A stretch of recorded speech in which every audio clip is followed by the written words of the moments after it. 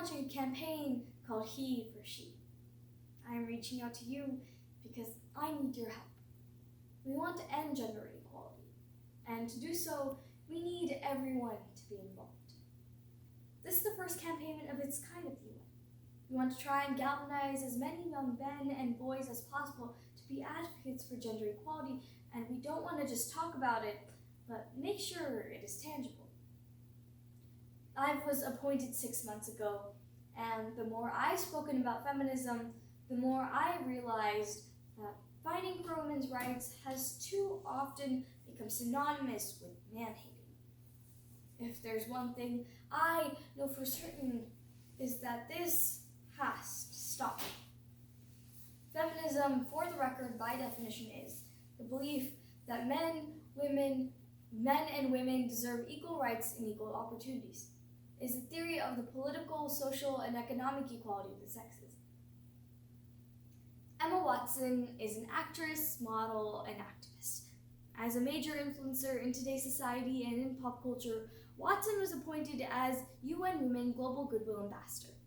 With new movements like the #MeToo movement springing up left and right, Watson's message continues to be relevant and guiding us in how we are going to make real change today. In this speech, presented on September 20, 2014 at the UN headquarters in New York, Watson expresses the need for women and men to come together and become involved in the process of achieving gender equality around the world. This is Gender Equality is Your Issue Too, by Emma Watson. I first started questioning gender-based assumptions when at 8, I was confused at being called bossy because I wanted to direct the plays we put on for our parents, but the boys were not. When at 13, I started being sexualized by certain elements of the press. When at 15, my friends started dropping out of their sports teams because they didn't want to appear too masculine. When at 18, my male friends were unable to express their feelings. It was then that I decided I was a feminist, and this seemed uncomplicated to me. However, my recent research has shown me that feminism has become quite the unpopular word. Apparently, I'm among the ranks of women whose expressions are seen as too strong, too aggressive, isolating, anti-men, and unattractive. Why is this word such an uncomfortable one? I'm from Britain, and I think that as a woman, it is right that I am paid the same as my male counterparts.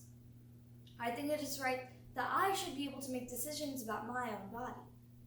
I think it is right that there are women involved on my behalf in the policies and decision-makings of my country. I think it is right that socially I am afforded the same respect as men. Sadly, I can say that there is no one country in the world where all women can expect to receive these rights. No one country in the world can yet say they have achieved gender equality. These rights I consider to be human rights, but I am one of the lucky ones. My life is a sheer privilege because my parents didn't love me less because I was born a daughter. My school didn't limit me because I was a girl. My mentors didn't assume that I would go less far because I might give birth to a child one day. These influencers were the gender equality ambassadors that made me who I am today. And they may not know it, but they're the inadvertent feminists that are changing the world, and we need more of those. And if you still hate the word, it's not the word that's important, but the idea and the ambition behind it. Because not all women have been afforded the same rights I have. In fact, statistically, very few have been. In 1995, Hillary Clinton made a famous speech in Beijing about women's rights. Sadly, many of the things she wanted to change are still a reality today. But what stood out for me the most, however, was that only 30% of her audience was male. How can we expect to make change in the world when less than half of it feels invited to participate in the conversation? Men, I'd like to take this opportunity to extend your formal invitation.